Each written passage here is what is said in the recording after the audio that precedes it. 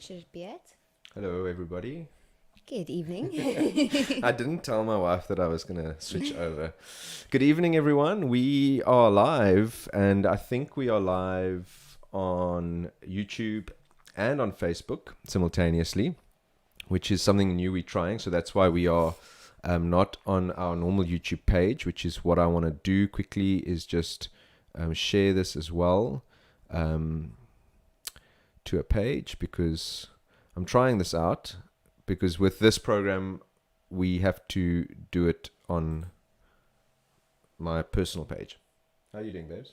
I am good. I am very impressed with all this that you're doing, because none of this makes I any don't sense to me. know. I don't know if it's going to work. So but well done to you. We'll see if anyone actually sends us a message. Then we know someone's actually watching. It says there's someone watching, but I don't know if there is anyone watching. If you are, please send us our first question. Welcome, everybody. It is Thursday night. It is not another Sunday. And tonight is our 10th episode. And as is it 10? Wow. Yeah, I didn't realize it was 10. Well, I haven't been at all 10, but yeah, you 10th, were not another Sunday. Especially with the last two with Jared. Yeah. It was just me and Jared. In celebration of our 10th episode, Sure. we are saying to you guys, you can ask us anything. That's Mike Michael from the Morgan. UK. Oh, that's Hi, Mike. Mike Bullock, yeah. Yeah, how are you doing, Mike? Awesome to see you. I hope you've got a good Yes. question lined up for us, Mike, because you're the first one, and so the first person has to ask a good question. Colin is Colin. watching. Hey, Colin.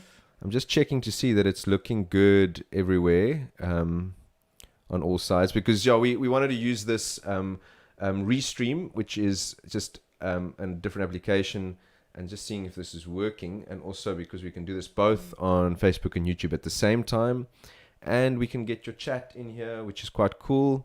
I don't know if there's other ways of doing that, but we can see you guys. You can see, we can see your chat as well. So you can, if you post a message, then just know that people are seeing it.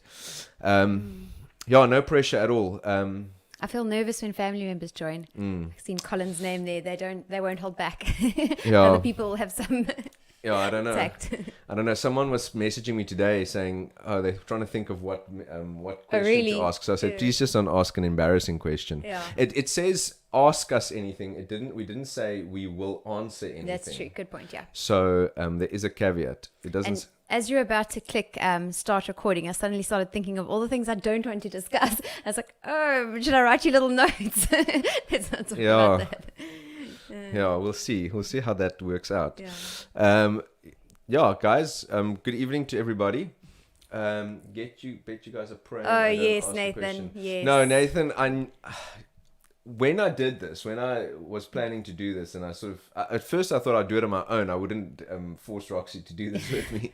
And also if I do it on my own, then the kind of questions that would come would be different.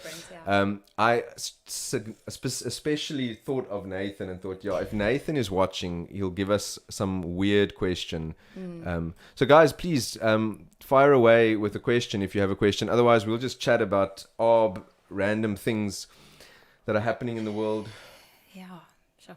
I think everyone's just looking forward to the end of this year. Yeah, I think people are exhausted. Yeah, that's what it seems like. People are just absolutely exhausted, finished. Don't know how everyone's doing. How's the internet holding up? Because I'm seeing that we are dipping a little bit. I don't know why.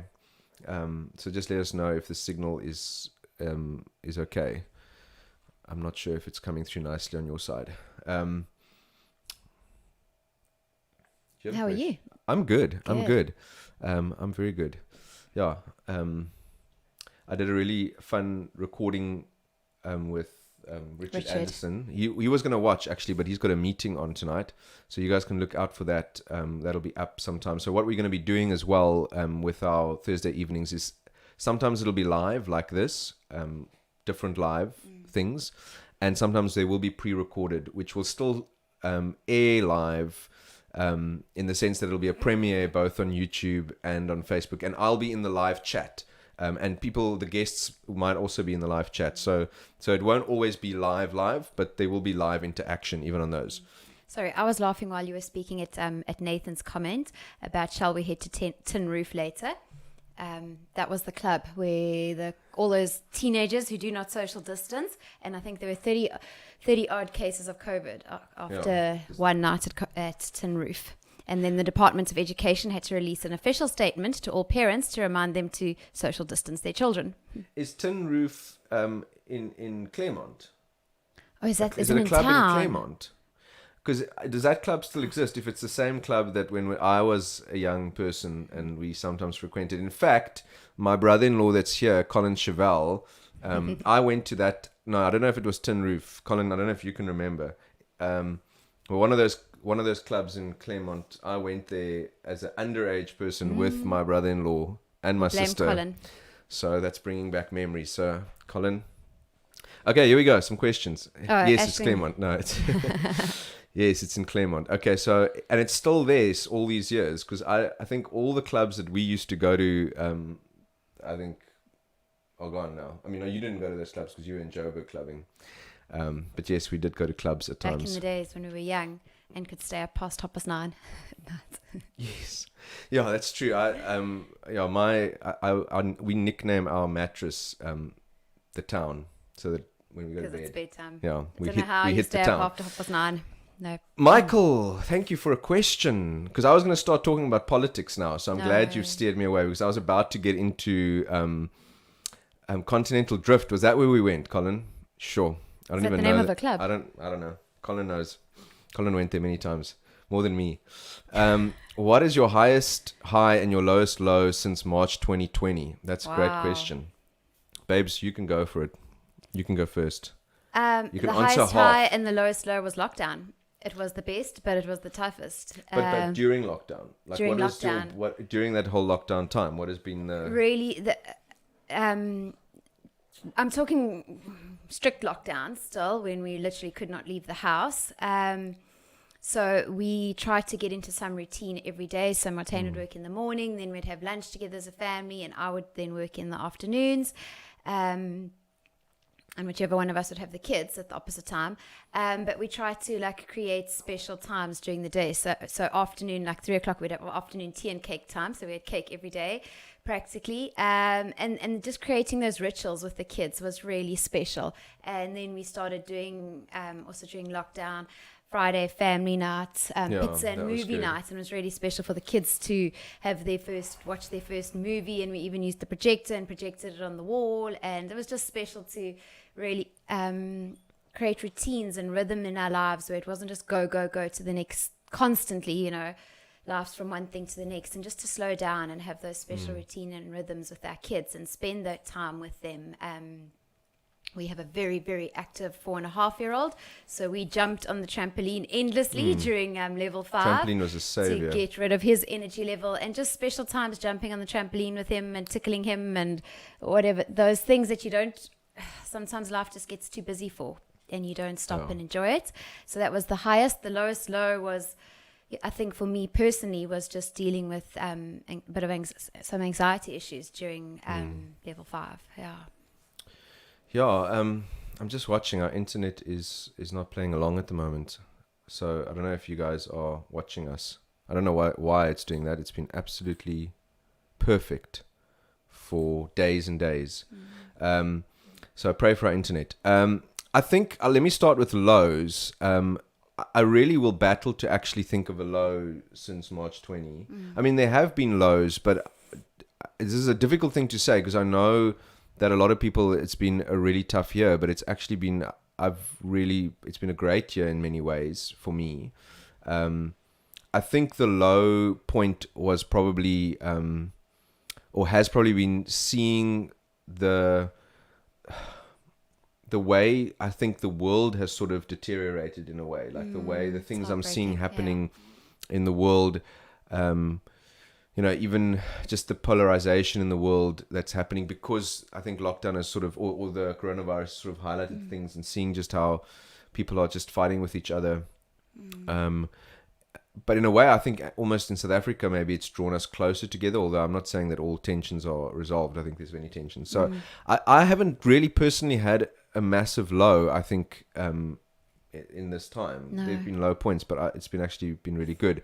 And I would say my highest high, oh wow, I just saw my cousin and Nathan are connecting here. Does your cousin know Nathan? Yes, they were. They're both from Durban. Hey? Yeah, Is that chat coming through? I'm not sure if it is. Yeah, and I would say my high in lockdown, I mean, there's been a lot of highs. I mean, like I said, the family time has been awesome. Very special. Yeah, it's been really good. I think for us as a family, even Roxy's mentioning Levi just being so full tilt, and there's been times where it's been a real challenge to parent him and to guide him and to rein him in without quenching his fire and his passion. And I mean, just to give you an example, again today he was at a birthday party, and there are children who are 2 years older than him, bigger, older. 7-year-old boys, but, and our son is 4.5. Yes, but he rules the roost. He tells everyone He's what the to do. leader. Yeah. He leads. Everyone follows him. He's just got such a strong personality, and it's really tough. So I think lockdown's been great for just my relationship with him. I think we're closer than we've ever been, which has been really awesome, because navigating really difficult things, ultimately the thing that has actually made it possible for us to navigate some really testing times where you do have to put your foot down, and it can result in screams and cries and timeouts and even eventually a hiding. It's just that relationship. And yes, we do give our children hidings. Yes, we do. Sorry. That's also controversial. This is on internationally broadcast.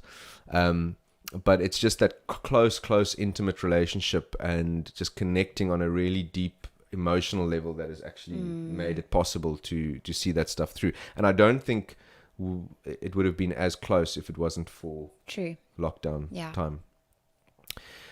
Christian Twitter seems to be more divisive than unifying, with people constantly arguing theology with each other. Is it possible to unify in 2020 going forward, and how can we make constructive feedback with each other, as unifying the body is the only way forward? Sure, that's a deep one, Nathan. Well, thank you. At least it's not an embarrassing question, because that's what I thought Nathan would do. You want to go for it, babes? Jeez, I've got to process the question first. I'm trying to understand it still. Is it possible to unify in 2020 going forward? And how can we make constructive feedback with each other? Sure. Well, you process so long. I'll start giving my answer. Yeah. I'll just say hi as well to Tyrell Haag. I see he's... Tyrell, you're a pastor in Joburg, I believe. I see you often posting on Facebook. I don't think I've ever met him, but good evening to you, and welcome joining us. And bye to Michael. So from the UK... Michael, hope you have a great evening. Hope you have an awesome time with your life group. And thanks for joining. And thanks for asking the first question. Thanks for breaking the ice. It's a tough one. I think this is a big issue. I was just speaking to my parents just briefly about, the whole American Gospel movie, which I've made quite a few videos on, some of which maybe have been well received, and others very controversial, or people have found them controversial because maybe I've been too outspoken. But I agree with you. I think the biggest problem is, or the greatest challenge in the church is that we need to be different to the world. And unfortunately, it doesn't seem like the church is very different. Just as the world is polarizing and pulling apart into factions of I'm right and you wrong, the church is seeming to go the same way. It's all about who's got the perfect doctrine, perfect theology, and we'll attack each other if we don't have the theology we think is right, and we'll call each other names, and we'll even go to the point where we'll say people are false. They're not believers because their theology doesn't marry up with my theology. And so that's very tricky, because I think people also say, well, what is the core doctrines that should unify us? And I always say, I think scripturally, the precedent that we see in scripture is that it has to be around the person of Christ. It cannot be around doctrine. Jesus doesn't unite people around doctrine, but around his person. And a lot of people struggle to grasp that, I think. And so then go back into doctrine, and it's these doctrines or it's those doctrines. And so essentially, if we understand who Jesus is and we understand what he has done, the essentials, I think any person who understands who Jesus is and who he's done, I will seek to be united with them as a Christian. Because I don't believe it's possible for someone to know who Jesus is and know what he's done and believe that without it being supernaturally revealed. That's what Jesus says to Peter. But at the moment, people are fighting around all sorts of things that they think are core, but I think are actually not core to his person and his work. So Nathan, that would be my response. Is I think somehow we need to get back to understanding who Jesus is, what he did, make that core, and center everything around Jesus. And really the other stuff we can agree to disagree on. and we can debate them, I think, as well. We can have open, we can say, well, these doctrines we think are not helpful or good, or maybe we say they're false doctrines even. That's fine. I have no problem with someone saying the doctrine is false, but it's when you say that a person is false because they teach a doctrine that you regard as false. That's very, very tricky ground, because in the Bible, it only allows that to be done in the context of local church government. Unless you've gone through a process where your local church has actually found you to be a false teacher and set you out of the church, I don't believe anyone has the right to, across the pond, or at a person in another city, or because someone's on television saying, oh, I heard that guy say this on television, so I regard him as a false teacher. No one has the right to do that. Scripturally, there is no mandate for that. There is no authority given to people to do that, and yet that's happening all over the place, and it's feeding into this division, because we're not treating each other with the proper respect. Sure. That's my thoughts. I don't know what you think, babes. My answer wasn't so deep and theological. So I was just Usually thinking, those are better answers. So my first thought, let me just make sure I'm actually answering his question. Is it possible to unify in 2020? So one thing that maybe it's also going back to Mark's question a little bit, that stood out for me in 2020, which has helped me understand other people better and just give me a heart, a much deeper, sincere heart to love people as we are called to, as Christ has called us to do, is Anton gave an amazing analogy, I thought, in church on Sunday, that 2020 has really been quite a storm for all of us, and we are all going through the storm, but we are all in different boats. Some of us are in a nice luxury yacht, and we are cruising through the storm in our nice yacht or a luxury liner, whatever. Others of us are in little rowing boats that are already quite damaged and quite beaten up. So no matter what our boat looks like, we are all in the storm. And I think, I know a lot of people who we are quite close to are going through a really rough time at the moment. And I think we've all weathered a storm this year. And I think it's when and I found this in other times in life, when you personally go through a hard time, you learn so much about others, and you realize that the hardships others are going through, and that just gives you such incredible empathy and a heart for the church, and to love the way Christ did, and to challenge to love more and to love more deeply. And I find that it's very unifying to others. Whereas, if life's good and we're going through an easy time, it's so easy to point fingers at others and to judge and condemn and I'm better, or whatever it is. Your attitude is your critical attitude, which is the complete opposite of unifying. So I think something that stood out for me this year. I think what you're saying is maybe it probably is a much better answer than my answer, because it's really that when we put it this way, finding fault with others is a position of luxury. True. It's a position you take because you have the luxury of the time, even, and the ability to take that position. Yes. When you are living just to survive day to day, why do I don't even have time to? Why do I need to, get into all sorts of debates about this other person's theology? Yes. And it just makes me think of Monday being in Valhalla Park, and I was there with Cynthia, who's going to be on here sometime soon, and just seeing the simplicity of life and the desperation of life. You realize sometimes the things that we think are important. I mean, I said to you when I came home, our bathroom's falling apart. It literally is. We filled the bath with a hose pipe from the sink. Our shower doesn't work properly. We are revealing all of the state of our bathroom. Our bathroom is literally falling apart. And I just came home and I said to Roxy, I'm so thankful for our bathroom. We have running water. We were in a one room house where this lady graciously, amazing woman, opens her home. There's 35 kids that come for this gathering to hear the gospel, and kids were baptized as well, which was awesome. And you just come back and you think complaining is a position almost of luxury, and finding fault, I would say, is a position of luxury. So exactly, because we've all struggled, hopefully we have a bit more empathy for each other, and that will hopefully change our attitude, especially in the church. I'm a big believer. This is actually what I preached on Sundays. I really believe that what the Bible teaches us, Jesus praised this in John 17, is that the world will know who he is when the church is united. So until we actually move beyond all of the things that we make so important to ourselves, and we set up walls and barriers until we move beyond those things and make Jesus the center of the church, not our theology, not a denomination, not our stuff, whatever it is. We've got all our own agendas, and we actually make Jesus the center. Until the church does that, we won't see that prayer answered that Jesus prays. Yeah. Sure. So let's go on. That was a deep one. Thanks, Nathan. I think I'm sure you guys have many other thoughts, comments that you could add to that. I see a little bit of banter there between Nathan and Brent. You guys can carry on your banter. I don't think I've ever met Brent, have I? No, you haven't. No, I don't think you've met any of my my Durban cousins. Yeah, it would be awesome to actually go and see them up in sunny Durban. Hope you guys are all doing well, guys. And then let's see here, Tyrell. Thank you for also posting a question. Yes, a pastor and church plant in Joburg. Don't think we have met, but I thought I better find out who this guy is pulling a solid Facebook Live Q&A. Yeah, crazy. I was going to say, very crazy of us. Yeah, awesome to have you, Tyrell. Tyrell, where are you in Joburg? Yeah, because I'm saying to this my wife. She's from Joburg. Like, I have to remind her that. I do sometimes have to remind you that. I guess my question would be, where are you guys and what are you doing there? Obviously serving the Lord in some capacity.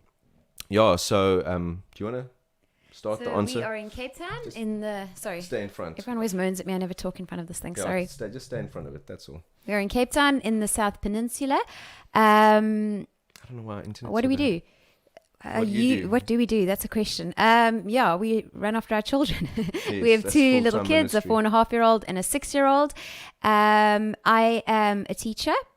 And what do you do, my love? Yeah, that's a good question. What do I do? It's the same question my family always asks me. What do I actually do? So I was a pastor for 10 years in Simonstown. We together. Well, I started off pastoring before we were married, and we pastored. I think you were there for about 2 years or so before we got married. Yeah. Yeah, and then we pastored the church together for the remaining. Yeah, if it was 2, then the remaining 8. 8 years. Yeah. Which was awesome, challenging. Small church in Simonstown, lovely church. Still love the people to bits. And there was a journey in terms of leaving pastoral ministry from that church, and then we found ourselves still in this area. We just felt God saying we need to stay in this area. He didn't tell us to plant a church, and he didn't tell us to move out of this area. So we've just stayed here and just served the church. And served multiple churches. We're part of Bay City Church. I forgot to say welcome to all the folks from Bay, because that's our home church. Yeah. So we serve and are part of Bay City Church in Muizenberg, which is an awesome church. We've been blessed to be there for about 2 years now. 2 years, yeah. We also serve in other churches, Connections Church we serve in sometimes at our old church on the hill, and wherever. Yeah, I mean, wherever God opens doors, I write Christian material and teach it about who Jesus is, really. So that's my passion, and I spent the better part of 2 years, probably more than 2 years, writing a course called God's Story, which I teach wherever God opens the door for. And we did it actually online as well. We've done that on YouTube. The videos are available, and anyone can do it actually if you want to. Anyone can do it on YouTube. You can get the PDF free. You can also get the book if you want to, but where is the book? It's behind you there. Yeah. That's not the book. That's what the course looks like. So that's what we do and thank you for asking that, because there might be other people watching who don't have a clue what we are about. Brackensdown. Planted a church in Melville. Wow, awesome, Tyrell. Okay, sure. I'm trying to think. There was someone that came once to Immerse conference from Brackendown's Baptist There is Church. Brackensdown Baptist. So I don't know if that, I can't even remember that chap's name. Very, very nice guy, and I remember connecting with him. Thank you for your question, Tyrell. My brother-in-law, with all the online platforms that have sprung up this year to fill the gap of actually being in physical presence with each other, do you think that we are at risk of becoming lazy in our walk? I don't have to go to church today because it's on YouTube. Totally agree. Yeah, I think that is a huge one. I think my answer to that would probably just be yes. Totally, yes. We're definitely in danger of being lazy if we haven't gotten lazy already.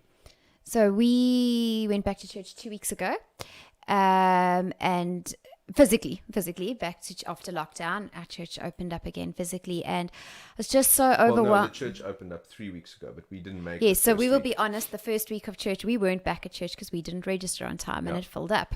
So then 2 weeks ago, we registered promptly and got our space and went to church. And I was just so overwhelmed again. What corporate worship is, and the blessing of corporate worship, and the power in it, and the power and the unity of just being together with other believers and worshiping God was beautiful and powerful. And during lockdown, we did try our best on Sunday mornings to have family church time or whatever with 2 preschoolers. It isn't easy, and it didn't last long, but and we would try to have time together in the Word and that, and it was a blessing and amazing. But there's just something so powerful about being with a whole group of believers like that, and many different gifts working together, people from different backgrounds bringing, it's just so powerful. And I think that to lose that is very, very sad and detrimental to your walk, and for you personally being used. You also go to church to be used, to be a blessing to others, to serve. And to build community. And I don't think we can do that to the same degree online. So, I think it's a huge concern of people maybe getting in their comfort zone during lockdown with online church and then not going back physically. Yeah, I think, before I answer that, just want to respond to what Tyrell said there. Thanks for your comment. And actually, your misspelling of saying rad and actually writing radio made me think, I think you sometimes are on the radio, aren't you? If I'm not mistaken, just correct me if I'm wrong. I have a feeling he is, Tyrell. I might be wrong, but I think it's the same guy. I'm not sure. And Gavin Scratch, I don't recognize the surname, but Gavin could have been his name. It was quite a few years ago. I think, it's been great. Online is great, and I think it's been. It's interesting though how few things have aligned. It's in South Africa, fiber was really just coming into being, and we had lockdown. Obviously, in a lot of our communities, in the poorer communities, there still is not sufficient internet access. And I found it quite ironic that one of the the fake news is around corona is caused by 5G radiation. I thought it was quite ironic that fake news spread in a time when, and I'm not saying 5G is completely safe, because I don't know, I'm not a scientist, but it seems like it is. But in a time when more than ever 5G is needed, because it would be great it's a great tool to get fast internet into poor communities, because it's easy to do it and it's affordable. So I thought that was quite ironic in a sense, because obviously in South Africa there's still a lot of people who don't have.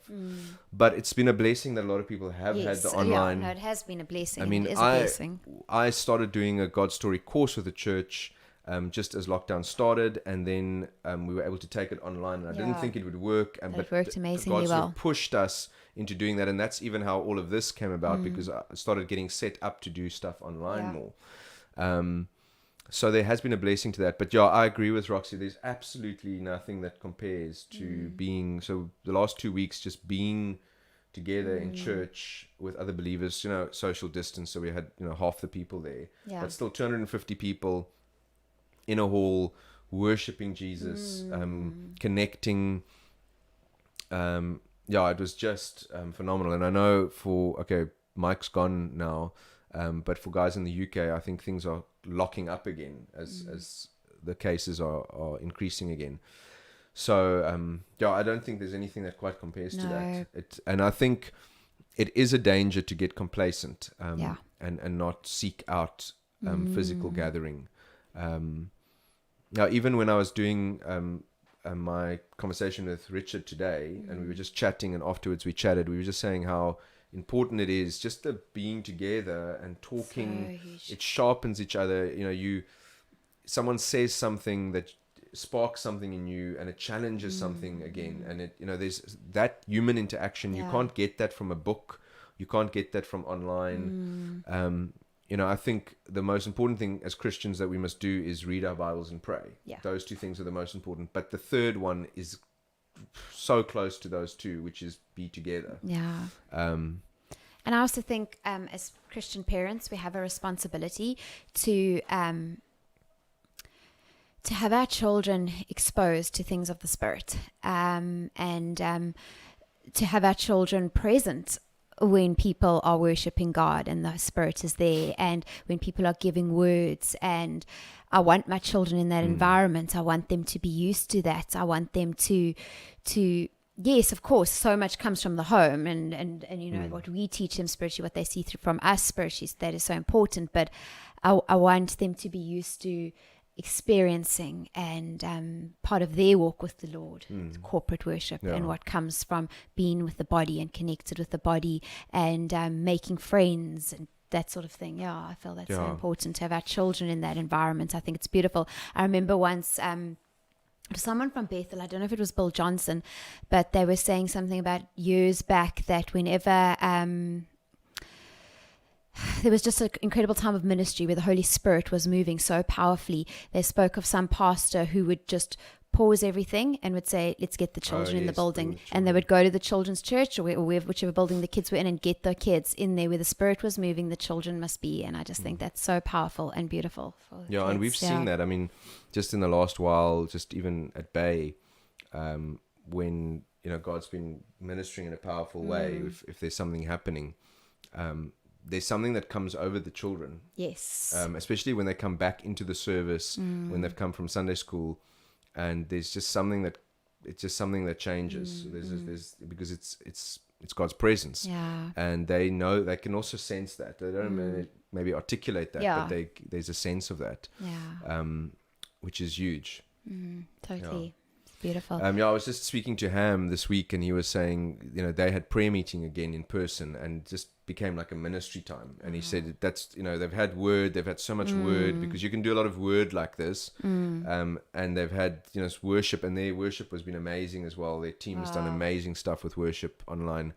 But he said just the ministry, just the praying for one another, just so, he said it just was absolutely what he needed, because you can't do that over a screen. You can try, there's something, but it's not the same. But it's not the same. Yeah. So I just, Colin's point, so Colin is on a vessel offshore, and I think, I mean, we've been a bit negative towards online stuff, but also it totally does have its point and its purpose, I should say, and is a huge blessing. Like lockdown, we wouldn't have had any maybe radio and TV, but you know, it was so much fuller and more meaningful because we were able to do online, because we had the gift of online. So I don't mean to like totally knock it. And for someone like Colin, who's on an offshore on a vessel, he obviously can't go to church, or maybe for health reasons or whatever, people who cannot get to church, then it's a huge blessing as well. So I didn't mean to overly knock online. Yeah. But I mean, it is pretty awesome. I mean, Colin, you offshore there in Nigeria, and we watch you, we engaging with each other live. I mean, that's pretty so incredible, cool. Actually, cool. If you think about it.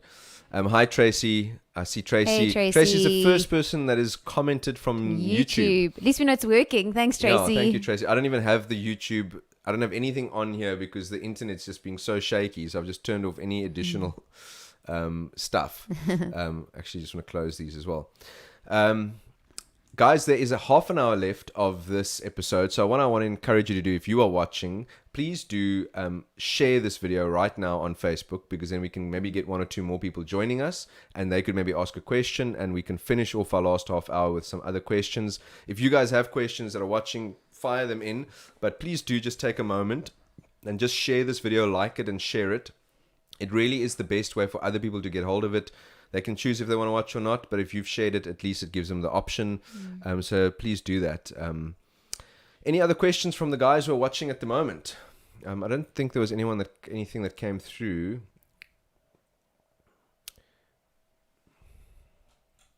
Sorry, that's the baby monitor. You have babies, you have to have a baby monitor when you sit in the garage. I think it's the neighbor's dog, so I can hear through the baby monitor.